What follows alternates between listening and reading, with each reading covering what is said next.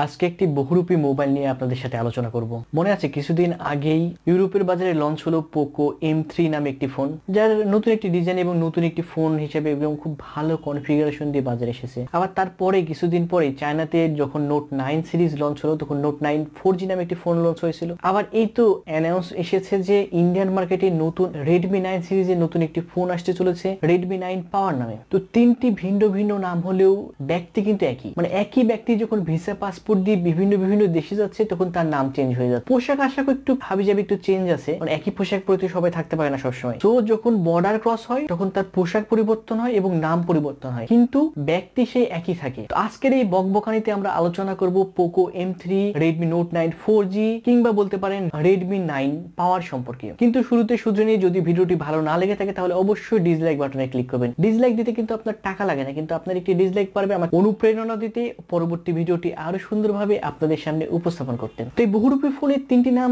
না বলে আজকে আমরা একটি নাম বলবো, সেটা হচ্ছে রেডমি 9 পাওয়ার। এই রেডমি 9 পাওয়ার সম্পর্কে আজকের মূল আলোচনাটা হবে। বহুরূপী এই ফোনটি মানে রেডমি 9 পাওয়ারটি কিন্তু একটি পাওয়ারফুল মানে আন্ডাররেটেড ডন বলা যায় এই ফোনকে, কারণ এই ফোনের স্পেসিফিকেশন এতই চমৎকার, এত কম টাকায় আসলে বর্তমান মার্কেটে কোনো ফোনই দিচ্ছে না। সো আন্ডাররেটেড ডনও বলতে পারেন এই বহুরূপী ফোনটিকে। প্রথমে কথা বলবো এই রেডমি 9 পাওয়ারের ডিসপ্লে সম্পর্কে। মোটামুটি বড় ডিসপ্লে বলা যায়, কিন্তু খুব বেশি বড় ডিসপ্লে বলা যায় না। 6.53 ইঞ্চির ডিসপ্লে, যার স্ক্রিন টু বডি রেশিও হবে 83%। এটি একটি IPS LCD ডিসপ্লে। এই ফোনে কোনো পাঞ্চুল থাকছে না, এতে থাকছে একটি নচ। এই ডিসপ্লে রেজুলেশন হবে 1080x2300 পিক্সেল, যার PPI ডেনসিটি হবে 393। তো বুঝতে পারছেন রেজুলেশন এবং ডিসপ্লে খুব মারাত্মক একটি ডিসপ্লে। রেজুলেশন বেশি মানে ডিসপ্লে বেশি, এবং IPS ডিসপ্লে নিয়ে কোনো কমপ্লেন থাকার কথা না। অ্যামোলেড এবং IPS ডিসপ্লে দুইটার মধ্যে অবশ্যই অ্যামোলেড বেস্ট, কিন্তু IPSও খারাপ না।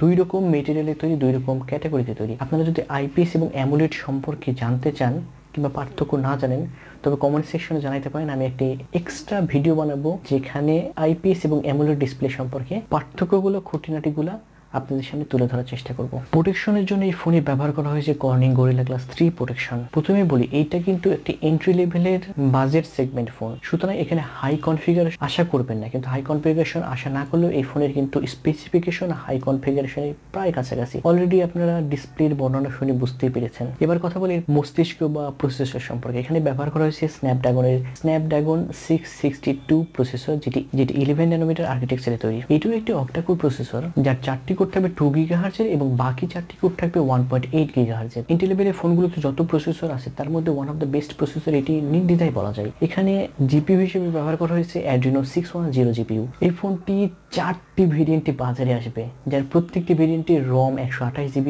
কিন্তু RAM 4টি ভিন্ন ভিন্ন, 4GB RAM, 6GB RAM, 8GB RAM এবং আইওটি থাকবে 8GB RAM এবং 256GB ROM। তো প্রতিটা ক্ষেত্রেই না এই রেডমি 9 পাওয়ার বাজিমাত করে দিচ্ছে।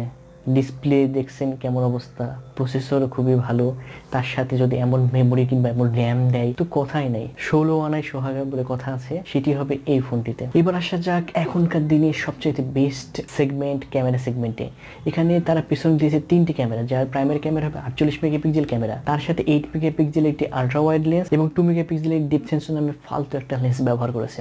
তো যাই হোক, 48 মেগাপিক্সেল মেন ক্যামেরা দিয়ে আপনি 1080 পিক্সেলে ভিডিও রেকর্ডিং করতে পারবেন। কোনো প্রকার 4K রেকর্ডিং ভিডিও রেকর্ডিং করতে পারবেন না। এখানে EISও নাই, OISও নাই, কিন্তু এন্ট্রি লেভেলের ফোনে 48 মেগাপিক্সেল এটি একটি অনেক বড় একটা ব্যাপার। ফ্রন্ট ক্যামেরা হিসেবে তারা 8 মেগাপিক্সেল একটা ওয়াইড অ্যাঙ্গেল লেন্স দিয়েছে, এখানেও আপনি 1080 পিক্সেলে ভিডিও রেকর্ডিং করতে পারবেন।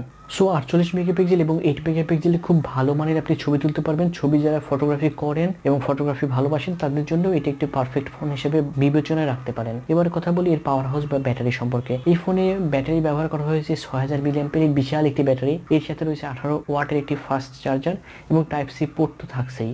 তো সব মিলিয়ে এই সেগমেন্টেও তারা অবশ্যই একটি প্লাস পয়েন্ট পাচ্ছে। এছাড়া অন্যান্য ফিচার্স যে পেছন ব্যাক স্ক্রিনে একটি fingerprint sensor, wifi 6, Bluetooth latest সবকিছুই পাচ্ছেন এই ফোনটিতে।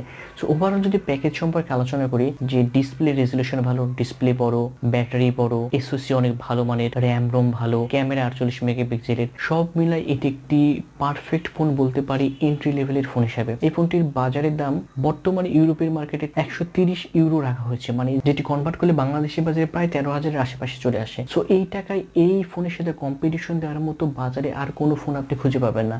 এখন এই ফোনে দেখা দেখি যদি রিয়েলমি নতুন একটি ফোন বাজারে নিয়ে আসে তখন সেটি ভিন্ন পথে চলে গেল, কিন্তু এট দিস মোমেন্ট এই ফোনের সাথে টক্কর দেওয়ার মতো কোনো ফোন বাজারে নেই। সো আপনি নির্দ্বিধায় কম টাকার একটি ফোন, ভালো মানের এবং উৎকৃষ্ট মানের ছবি তুলতে পারেন এমন একটা ফোন, ভালো গেম খেলতে পারে এমন একটি ফোন, কিংবা অনেকক্ষণ চার্জ থাকে এমন একটি ফোন, কিংবা ভালো ডিসপ্লে যুক্ত একটি ফোন খুঁজে থাকেন, এই ফোনটি হবে আপনার পারফেক্ট চয়েস। তবে সবকিছুই কি ফোনের পারফেক্ট না? আসলে সবকিছু কোনো ফোনের পারফেক্ট হতে পারে না, প্রত্যেকটা জিনিসের খারাপ দিকও আছে।